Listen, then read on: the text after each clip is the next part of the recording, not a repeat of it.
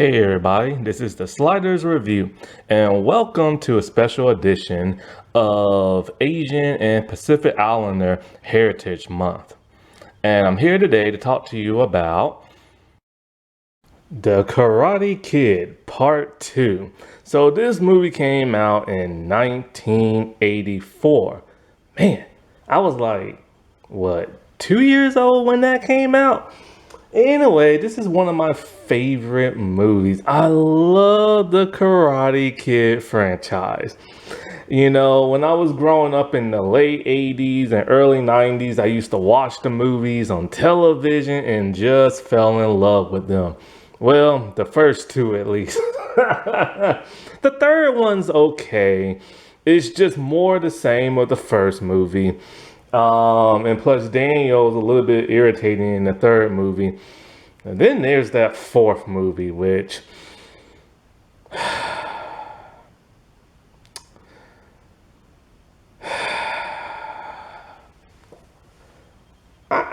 just don't get the fourth movie at all. All I remember is Hilary Swank, no Daniel, a bird, and Miyagi doing the final third act fight scene, and that's it.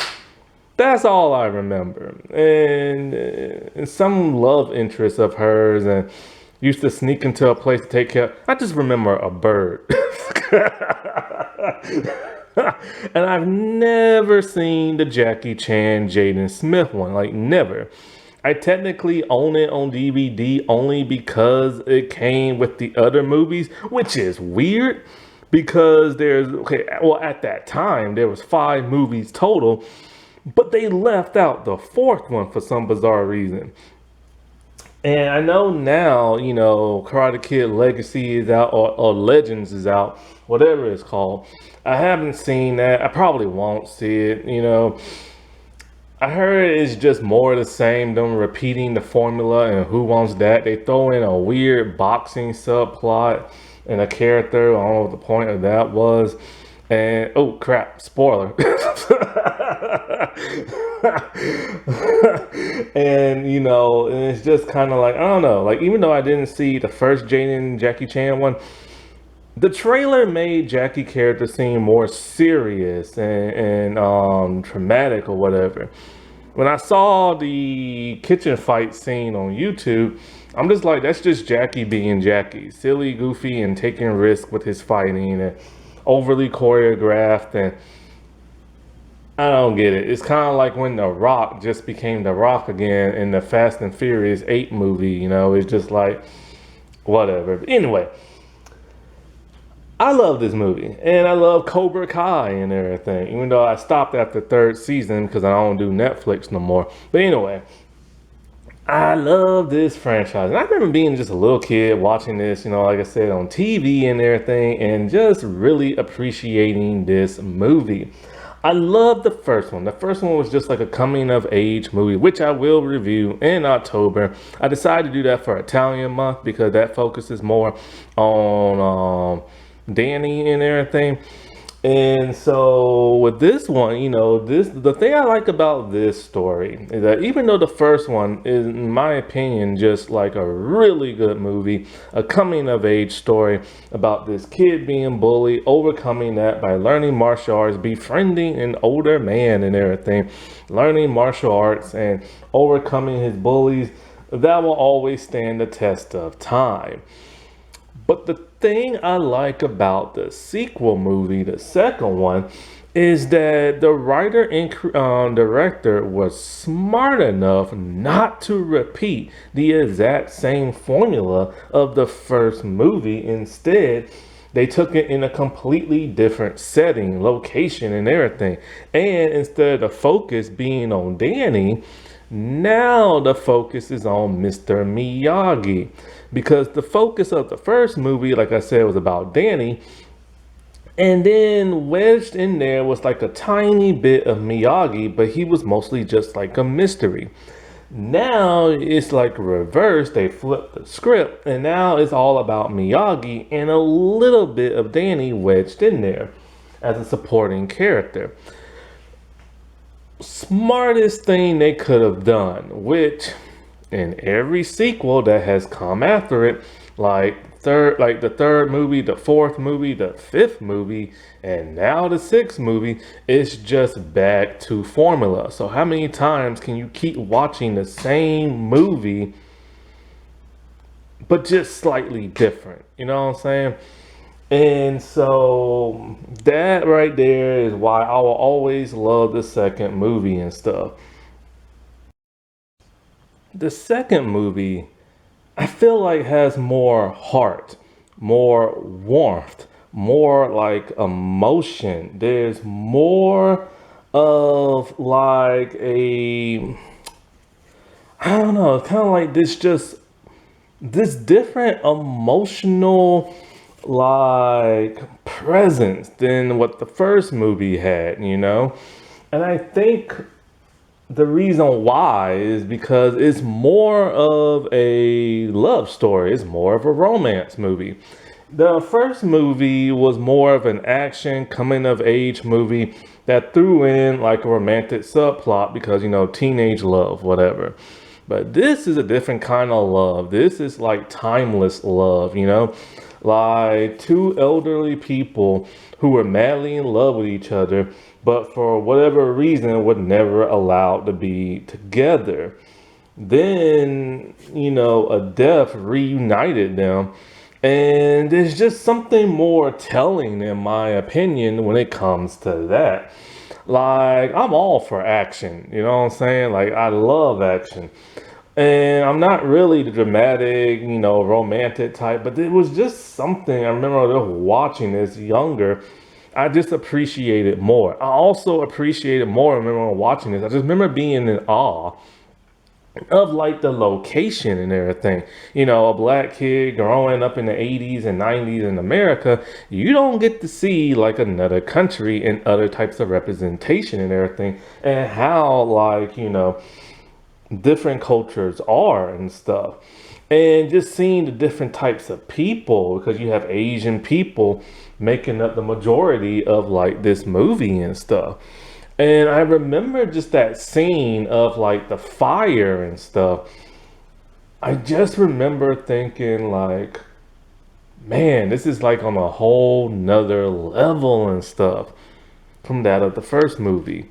And that's what you're supposed to do. You're supposed to go bigger and bolder, which a lot of sequels in modern day just forget about that.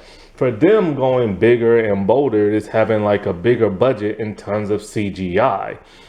However, this movie is not perfect. In my opinion, it's like a really great movie, but you know, it's not perfect. There are slight stereotypes in this movie, not as much as some people think, but there are slight, like, you know, stereotypes. Um, a lot of the audience didn't like the movie that much as opposed to the first one. The villains in this movie are more kind of like, I don't know, you got one who's like a villain and he has an actual reason, just a typical macho man, like, you know, oh, you know, I love this woman, love triangle type, like villainous role. But then he goes to the extreme of just wanting to fight, you know, his former friend because of that. Then you have the other villain, Chosen, who's just your stereotypical villain who wants to beat somebody up. And it's not much like character development or growth or depth with him. He's just a generic villain.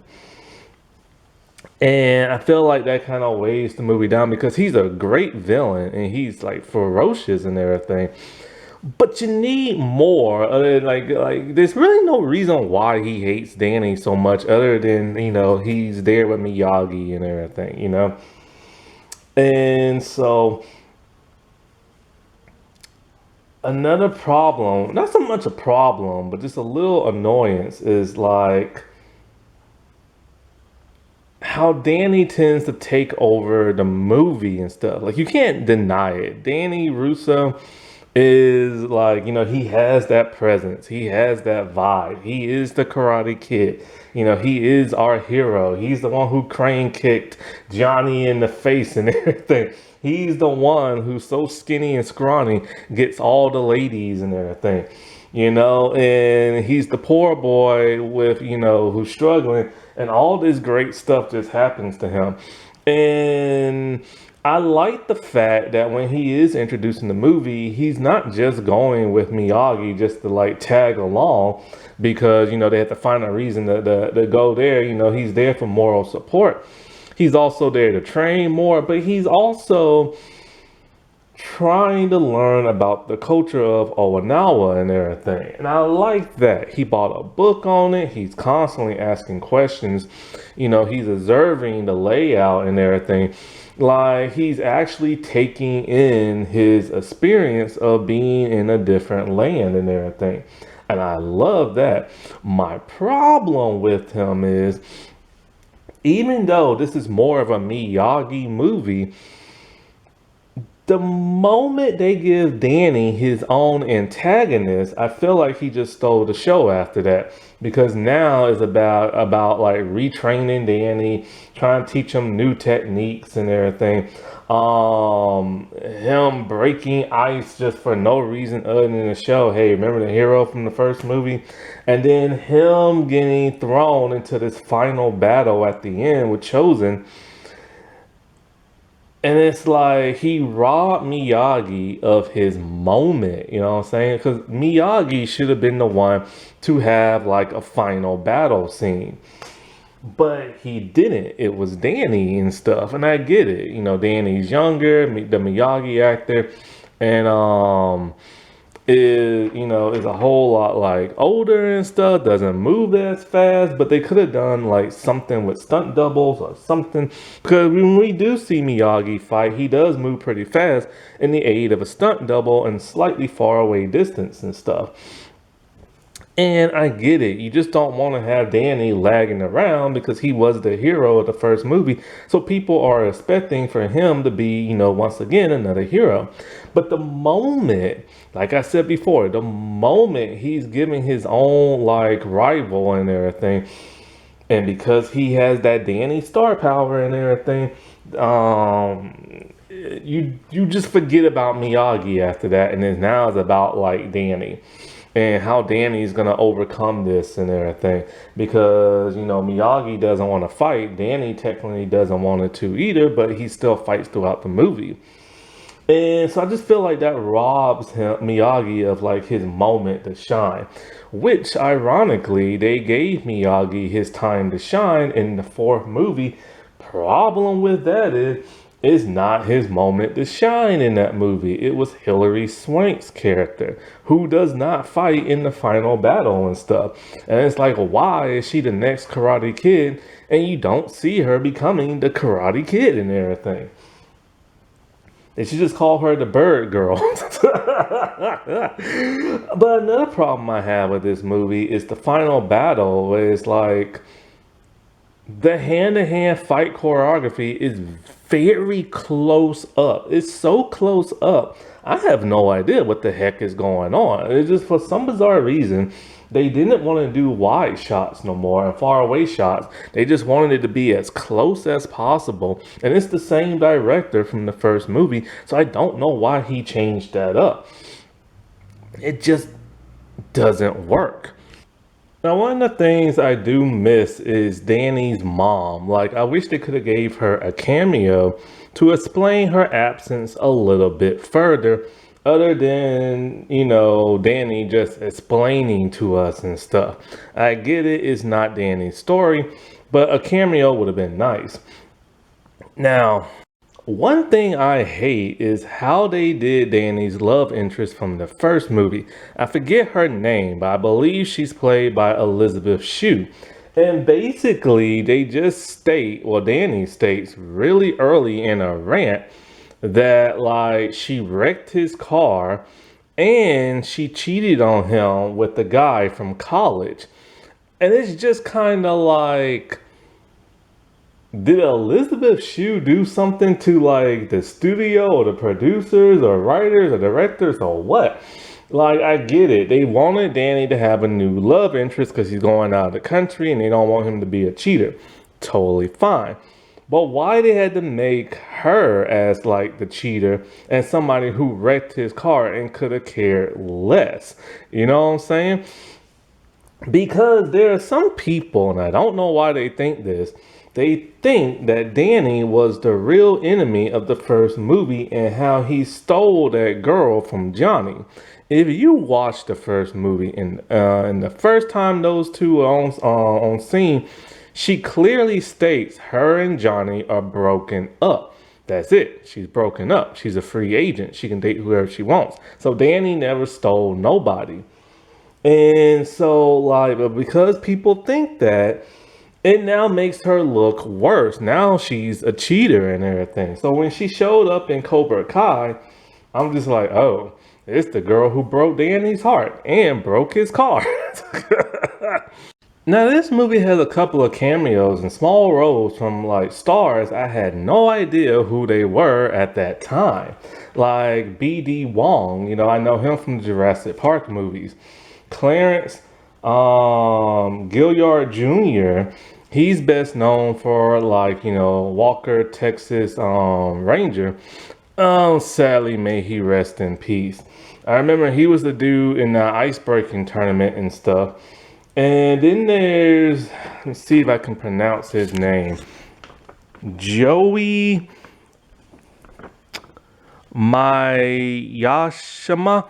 Like, I've seen him before in other projects, but I had no idea that was him. And then rewatching the movie, I'm like, hey, that guy looks familiar, but younger. Sadly, Clarence is not the only person who passed away from this movie. The three main older leads, they have all passed away as well. And, of course, everybody knows Pat Morita died. But I believe his first name is Non-Yuki Pat Morita. And, man, I didn't even know he died in 2002, I believe it was. I thought he died years before. But I just remember hearing he died and just thinking, oh no, like Mr. Miyagi died and everything. Like, that was just so sad and stuff. And, like, another person who passed away was his love interest, Nobu McCarthy. She was a Canadian actress and she passed away. And so did one of the main villains, Danny Noah. Let me see if I can try to say his name one more time. Kamik Noah. He passed away and everything. And it's just so sad. And not only that, but like the director of the movie. The director was John G. Avildsen, and so he passed away. And he directed two really good Karate Kid movies. So the movie was written by Robert Mark Kamen and directed by John G. Avildsen. And so the movie had a budget of $12.5 million and it made $130 million, the same as the first. It is supposed to be set in Okinawa, but they filmed it in Hawaii, and that's because apparently Okinawa looks completely different because of all the military bases and stuff now. And so I don't know much of anything about Okinawa. When I was like, researching the movie, I think I saw something that says, is Okinawa like Japan? And some people say, no, it's completely different. But, still the people there are Japanese or whatever. And so, like, they said they had to spend money on set pieces to recreate parts of Hawaii to look like Okinawa and stuff. And the movie really does have a very chill vibe to it. It's very pleasant. There's some warmth to it, It's very like soothing and everything, and especially with the music score that like accompanies it and stuff. And so this movie, instead of there being like a karate tournament, a kid being bullied and stuff, basically it's about like, it's summertime, Danny's saving up money to go to college. He just won the tournament. They spent about 5 minutes recapping certain scenes of like, the first movie. I think that went on for a little bit too long, but hey, whatever. Those were still cool scenes to see. And then we see, John Cleese's character beating up on like Johnny because he lost the tournament, and Miyagi basically kicking his butt by literally just like, ducking out of the way as John's fist went through like the car windshield and stuff, or the windows. And so we finally get to see Miyagi catch like a fly with chopsticks and stuff.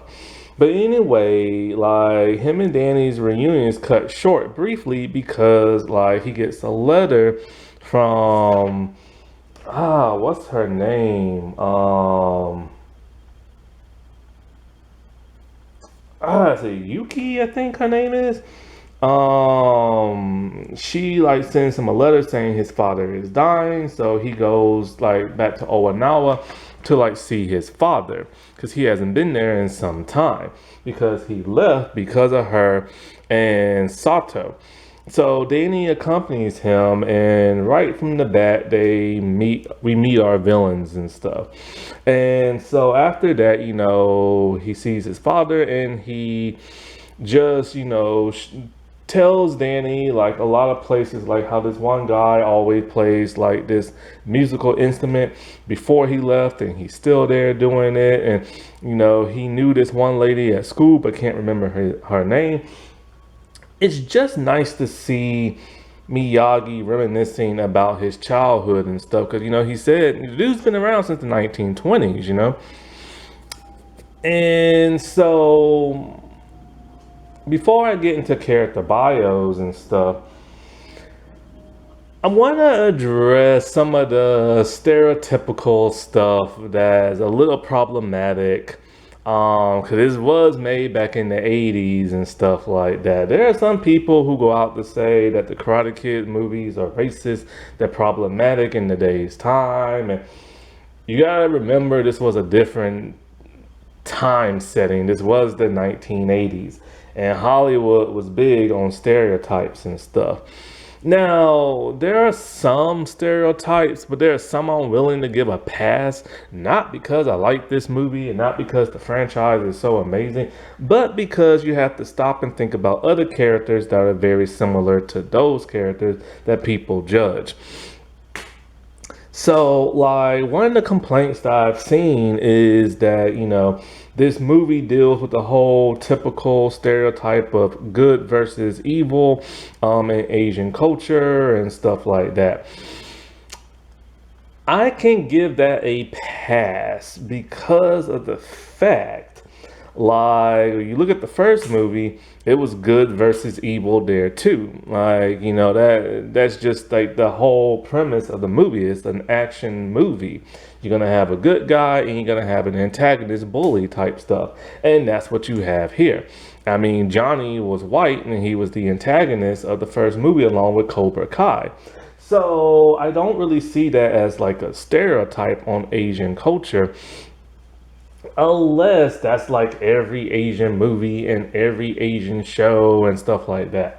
But there are people who feel that way because a lot of Asian movies that they've seen back in the day were martial arts action movies where you clearly gonna have good versus evil.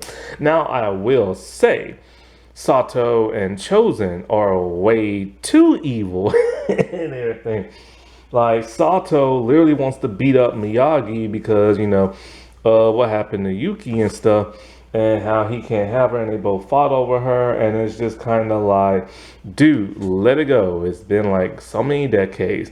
Chosen, on the other hand, the dude literally wants to kill Danny LaRusso, and I mean straight up kill this dude.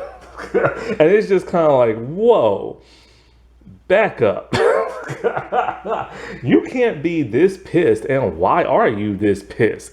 Like, he was just pissed off at him the moment he met him, only because his uncle doesn't like Miyagi. And so that's not a real reason to like him. That's just a bratty thing. However, later on in the movie, Danny cost him money 3 times. Um, Chosen has like a side job where I guess he weighs the price of fish or something like that, how many pounds a person catches, and then that he'll give them money and stuff, and he cheated them. Danny ruined that for him. Then when he was teaching his karate class to the military people, that gets interrupted because his friend told him Danny is at the ice breaking competition, so he's losing money by not teaching nobody nothing. And then he places a bet on Danny to break all 6 ices. And Danny is able to do that and he loses his uncle's money. Now, if they would have started off with that to begin with, then I would understand why he hates Danny, because he's a schemer and he's no longer able to scheme because Danny screwed that up for him. Then he just goes around like, wrecking like the garden and everything, and it's just kind of like he's almost like a cartoon villain. So I think they went a little too far by having him act so cartoonish and stuff. But like I said before, he is ferocious and terrifying. Another thing that some people find racist is the broken English. Like you have every Asian character there, they speak, broken English.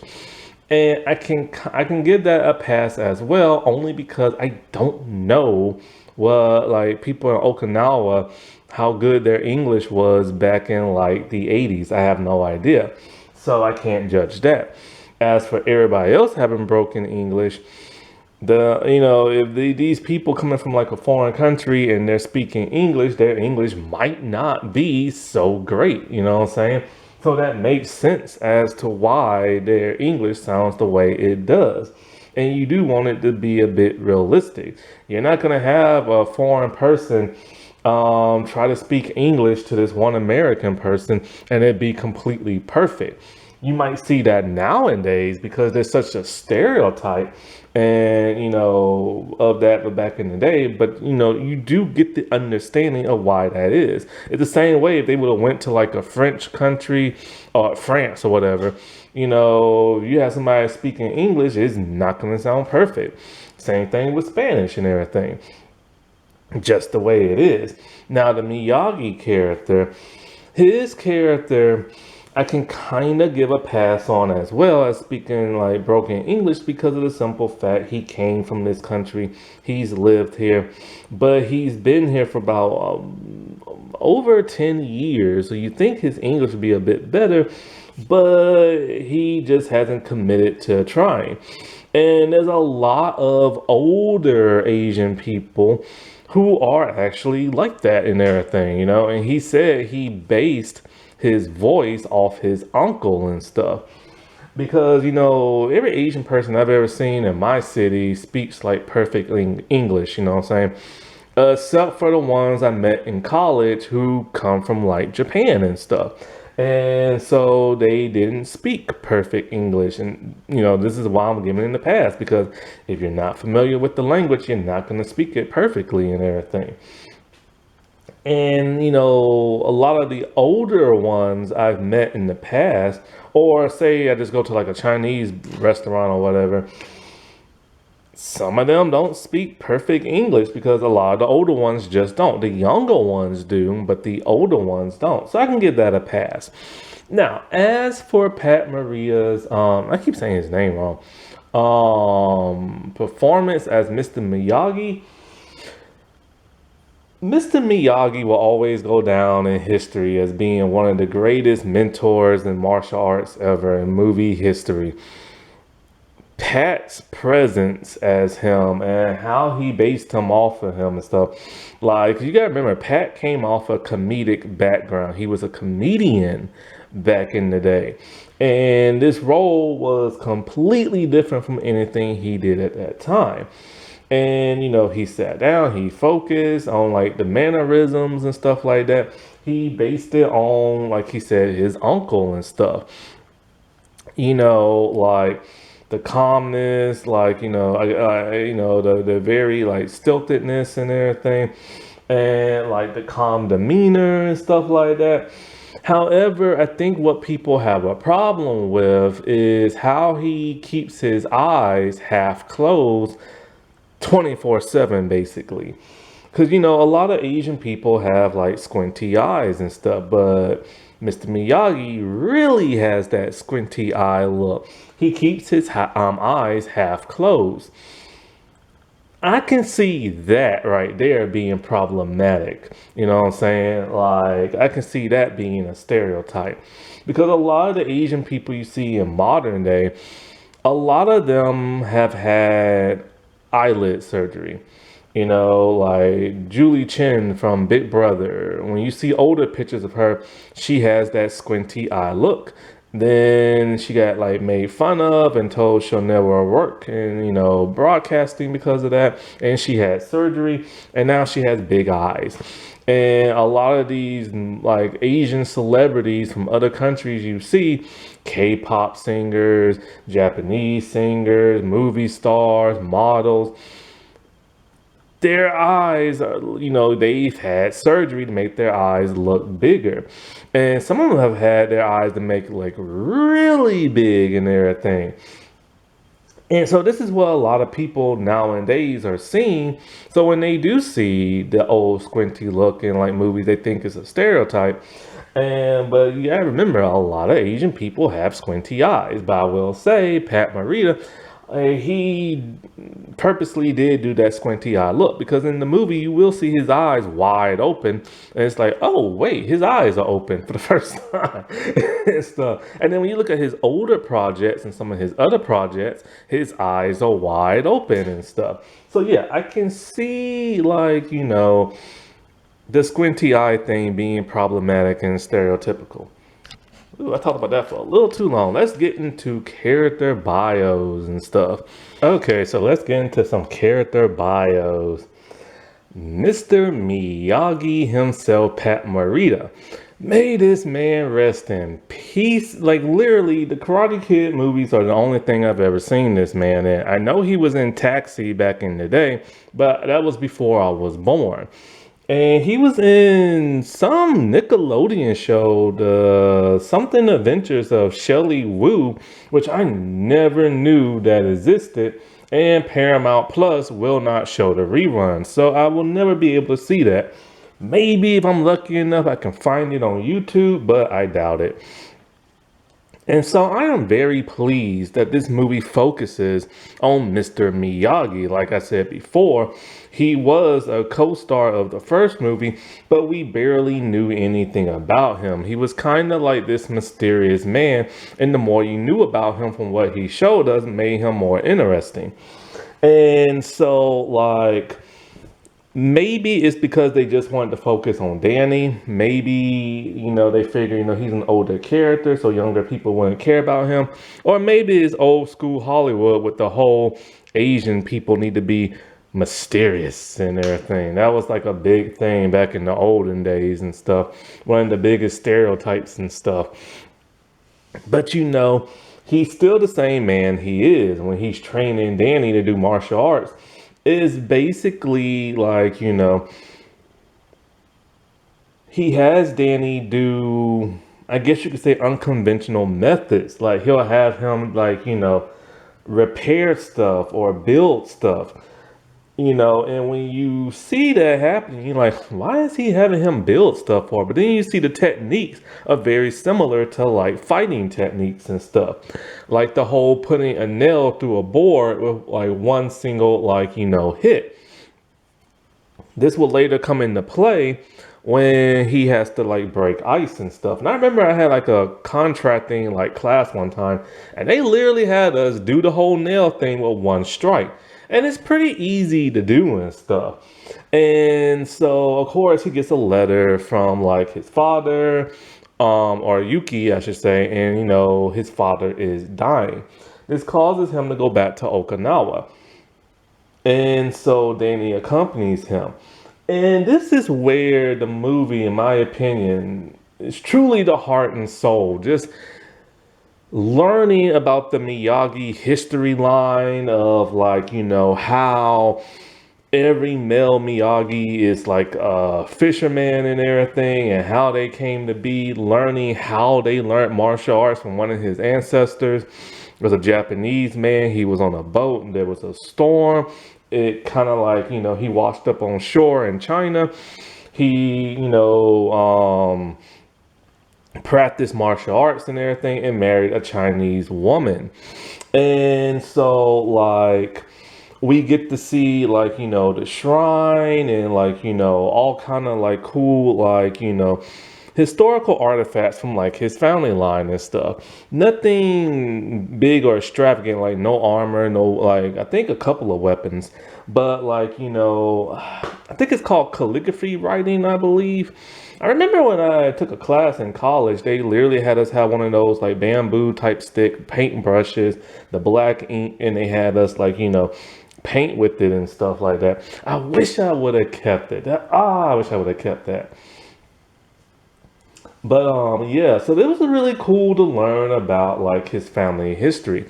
It was even cooler to learn more about like his village and like his love for Yuki and everything and how all that happened. They was madly in love, and his best friend who's like a brother to him, Sato, his father taught him martial arts and everything. And at 18, he tried to be with like, Yuki, but she was betrothed to that Sato. This caused a huge rift where he realized it would just be best if like he leaves. It was an arranged marriage and stuff like that. His family was poor, the other one was rich, and so he left, but he's always like loved her and stuff. And while in the movie, he's still training like Danny, showing him like how his father taught him the drum technique of like, how to like,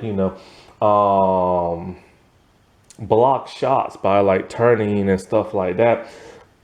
And some kind of like thing on a rope with a hook to it and stuff. But the love story between him and Yuki is truly beautiful and everything. And even though she doesn't get much screen time, I do wonder why in the third movie they never had those two date or marry. Even in the Cobra Kai series, they never marry. And I just don't understand why they couldn't give him that happy ending and stuff. I guess because they wanted to be a male centric type like franchise or whatever. And so they just didn't want that. Because like I said before, Danny gets a new love interest in every like iteration and stuff. And so we get to see just how passive Miyagi really is. Like when Sato is always threatening him and wanting to fight him, he doesn't want to. And of course, when Danny, is getting jumped and everything, he comes in to whoop some behind and everything on some young people.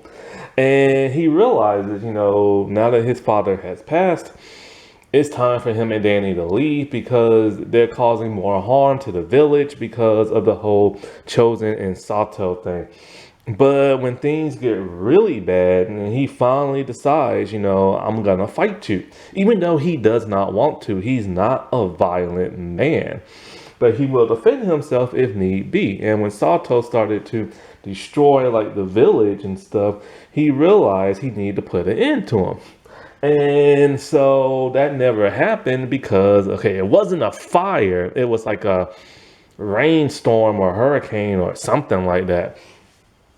And Sato was injured and he saved him. And this caused those two to finally reconcile and everything. And I always liked how he is like a father figure to Danny. He's the father Danny never had. Danny just loves this dude. Like he literally wrote out his will and gave Danny everything because he has no kids of his own. And it's just quite a shame and stuff because it's kind of like it would have been cool if him and like Yuki would have got together.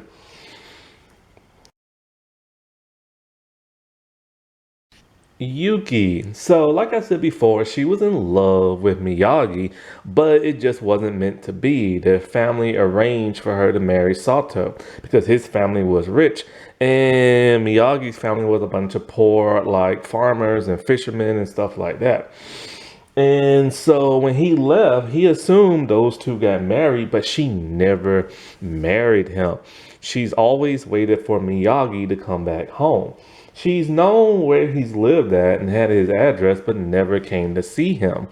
She's a very pleasant woman who works in the garden.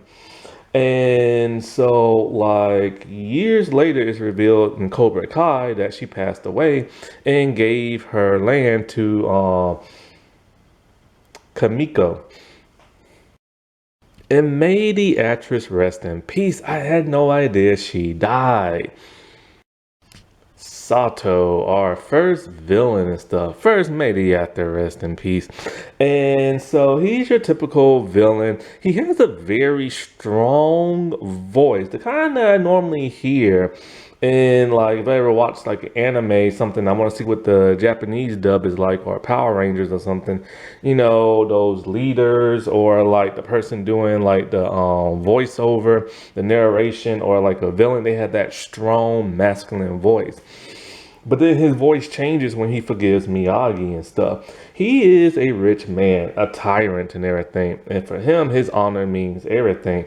And when Miyagi tried to like get with like his betrothed fiance, he felt like that was the ultimate betrayal, and he just wanted to fight him ever since. He's not related to the Miyagis, but his father was Miyagi's father was willing to train him in martial arts because like it's only passed down from father to son, but Miyagi asked him to teach him anyway. Those two grew up as brothers. And of course, when Miyagi left and came back, you know, like all he ever wanted to do was fight this man.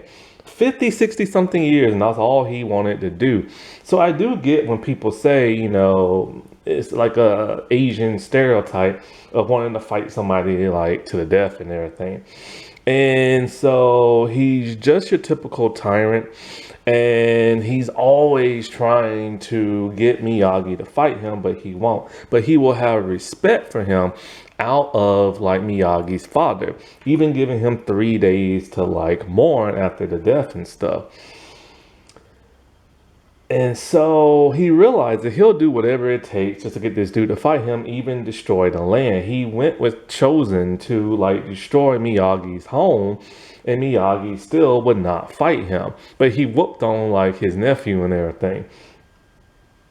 But then, like, it was the land. And it's interesting. Miyagi didn't care much for the home being destroyed, but the land he knew belonged to the people. That's all they have left. Miyagi can just go back home to America, but these people will have nothing. So he's finally willing to fight this dude and make out a will to that of Danny. But they never got the fight. That big storm hit and he was trapped under the rubble. His nephew just assumed he was dead. So Miyagi and Danny go to help him. And as they're doing that, he's just taunting Miyagi, talking about, you're a coward. You're about to fight me as like I'm down on the ground. And it's like a storm. I couldn't help but laugh during that moment. But Miyagi, you know, saved his life. And it was then he realized he needs to bury this hatchet. And after that, he wants nothing to do with his nephew because his nephew is truly a coward. But the reason why his nephew is the way he is because Sato taught him to be that way. And so, like, I forget what happens after he dies. I think he just used the rest of his wealth to like help the people out, something like that. I will say he is a bit of a cartoon villain, a bit of a stereotype and stuff like that. But you get why he's mad. Like he was betrothed to this woman and his best friend is coming in to try to like get her stuff, you know? It takes a big man to act like a tyrant all your life, but then to beg for forgiveness and like forgive somebody that you've been hating on for decades and somebody that technically did try to steal your girlfriend from you and everything. It takes a big man for that. And when he goes back to give the land back to like the people and help them rebuild after the storm, it's because he had a near death like experience and stuff. I wish they could have showed more of his humanity because his redemption arc was only because he only lost it or almost lost his life.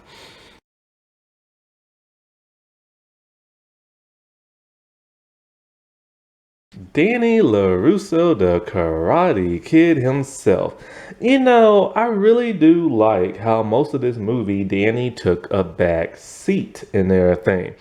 And when he took that back seat, I love how he tried to immerse himself in the culture of like Japanese people and stuff. He didn't go too far like most tourists do and everything by always trying to dress up like them and and pretending to try to learn their language and acting like everything about their country. The man literally tried his best to teach himself everything about this different culture and this different life by reading a book. And also the people in town helped him out. Miyagi, Kamiko, stuff like that.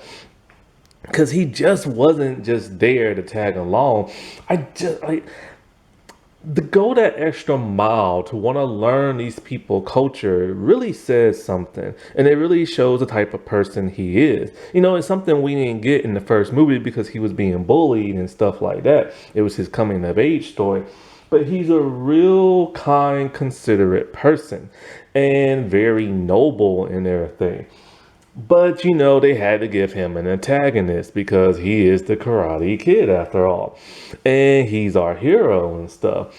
And I do feel like, it does take away from the Miyagi story because every time it's him and Chosen, you kind of forget about Miyagi and you forget about Sato because, he is the hero lead and everything.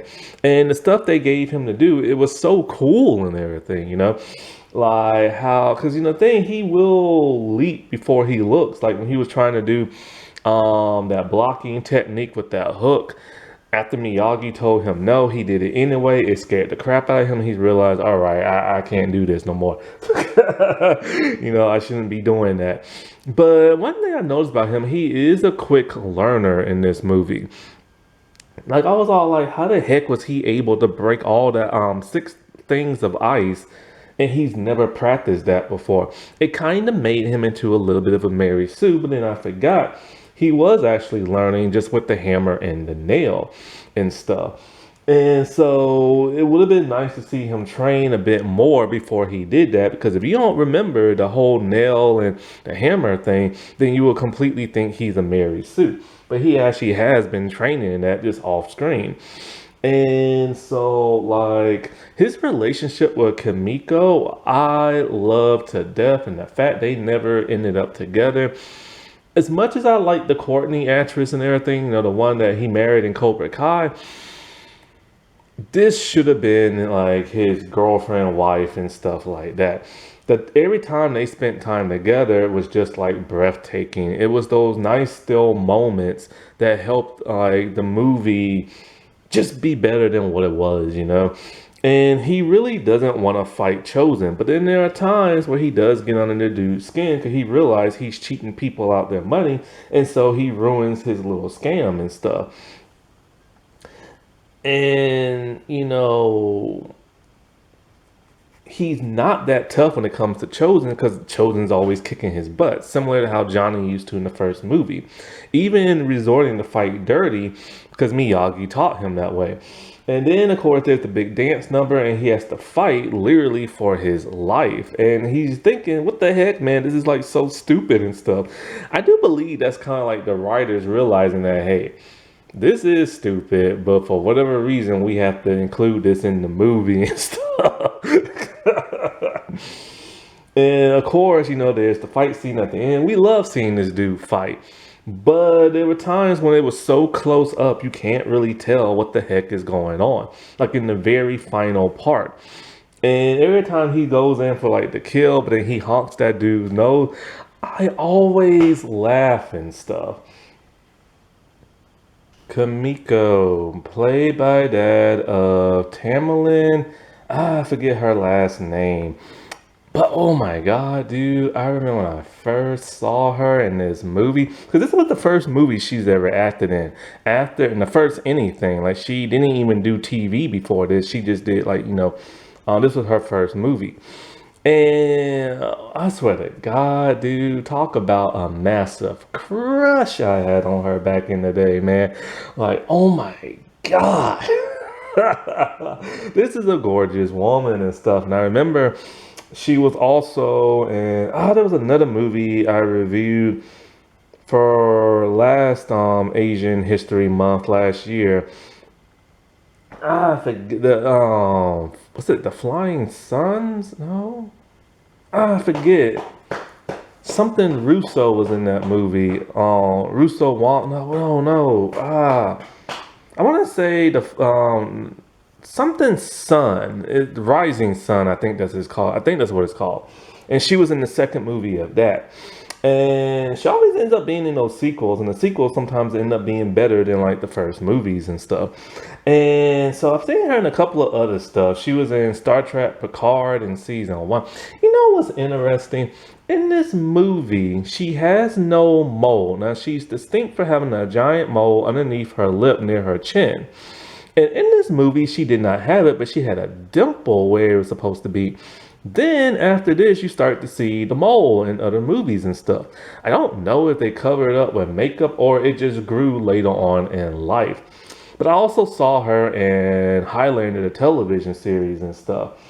And so, like, every time I see her on screen, she's always breathtaking. She's always so good at what she does. She really, really takes her acting serious and stuff.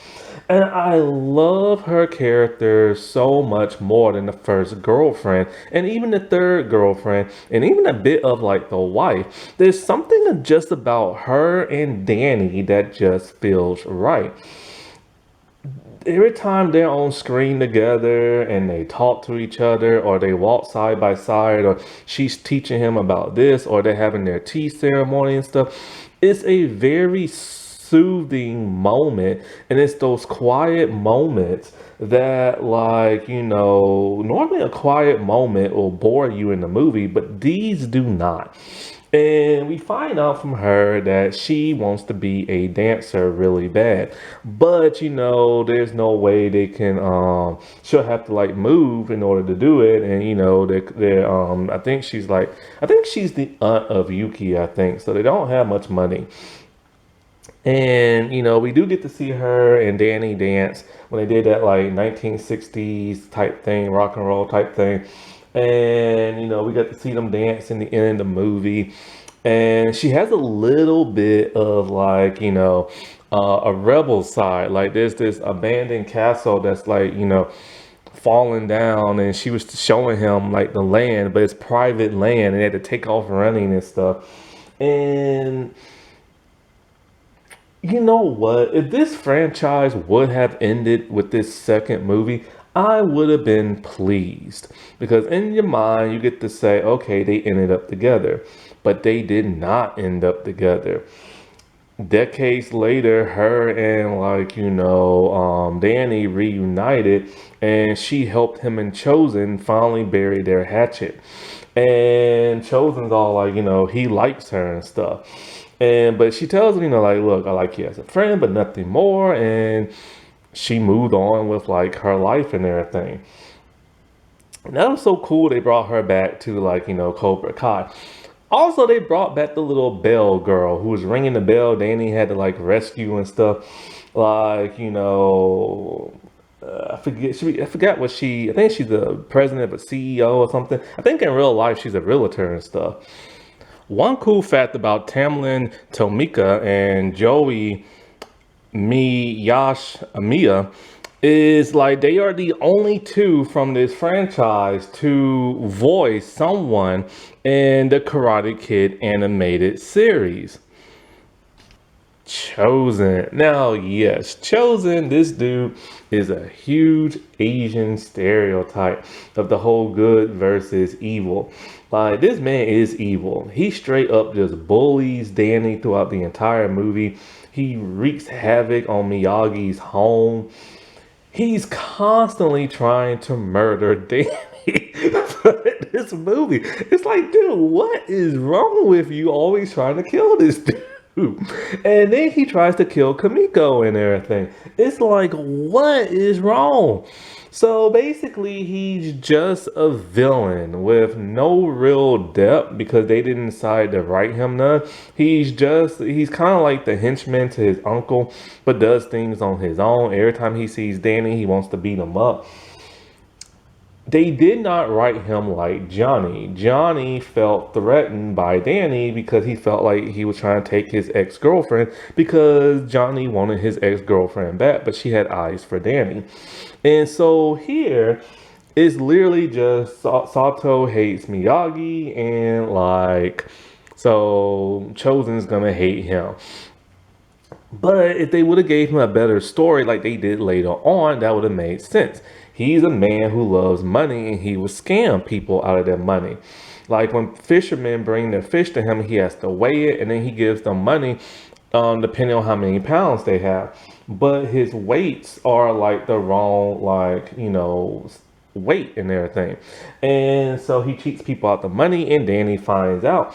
And this pisses him off because now the villagers want his neck. And so, like, after that, like I said, he lost all that. He lost tons of money during the ice breaking challenge and stuff.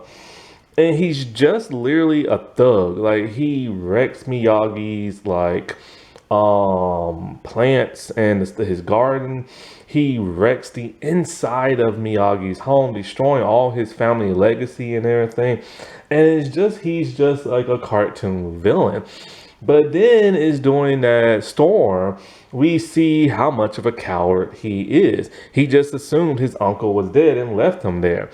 Then he didn't even try to rescue him. Then when that girl, the Bell girl, was in danger, it was Danny who went to go get her and not that of him. And his uncle constantly kept trying to tell him, go save that girl, but he wouldn't do it. He was too scared of that storm.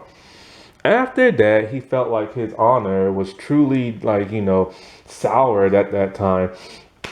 And he wants to fight Danny to regain it. And he does it by trying to kill that of Kamiko with a knife and everything, holding her at knife point. To where Danny finally like, all right, fine, I'll fight you and everything. And in all honesty, there is no way Danny should have been able to beat Chosen. Danny has now just learned martial art for the better part of a couple of months. Chosen has been learning it all his entire life. And we do see that by him beating the snot out of Danny, but Danny gets some good licks in. But it's during the course, the final move, the final moment, the special move and everything. This is where Danny regains his strength.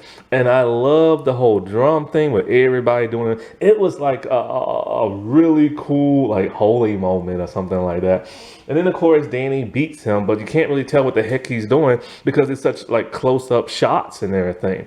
And then he ends up whooping his behind.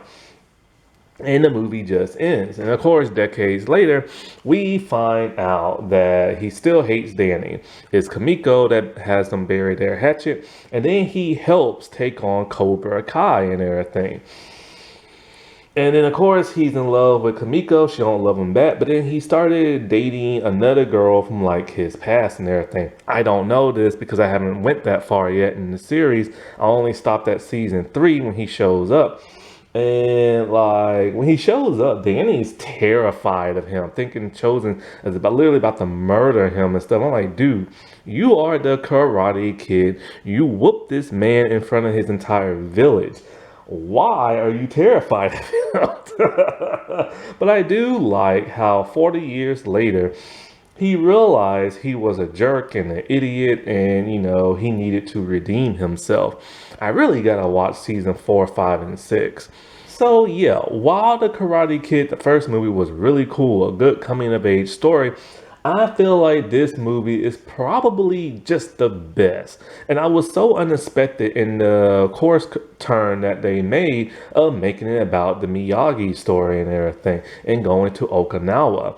And this movie just has so much heart and warmth and just so much soul in it, that like it's a shame it like people didn't like it when it first came out, but they liked it enough to spawn a sequel and another sequel and then a cartoon series and then decades later another sequel and then another sequel or a rebooted type sequel and stuff, and now the rebooted sequel has combined with the original series and stuff, or original franchise. Happy Asian and Pacific Islander month, everybody. Alrighty, well, I'll talk to y'all later. Bye.